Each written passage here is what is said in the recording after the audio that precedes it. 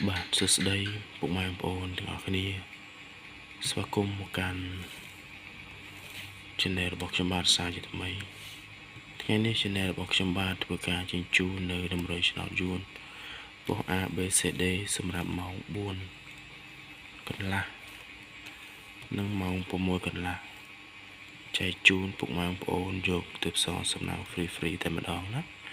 បងប្អូនបាទជាសម្រាប់ពុកម៉ែបងប្អូនដែលមិនទាន់បានជួយចុច like ក៏ដូចជា subscribe នៅ channel របស់ខ្ញុំបាទសូមធ្វើការជួយចុចម្នាក់មួយផងដើម្បីទទួលបានតម្រុយឆ្នោតពីខាងខ្ញុំបាទជារៀងរាល់ថ្ងៃបាទអញ្ចឹងលើពុកម៉ែបងប្អូនឲ្យខាតពេលវេលាយូរយកតែម្ដងទៅសម្រាប់2លេខគឺមាន24បាទ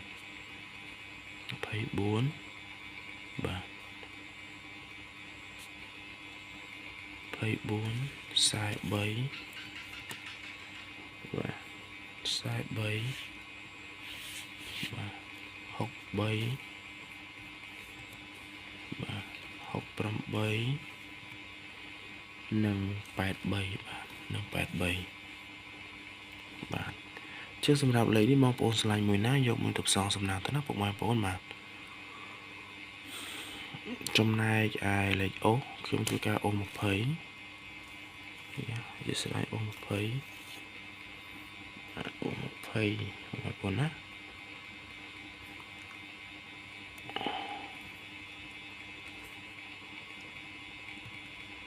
អូអូក្នុង20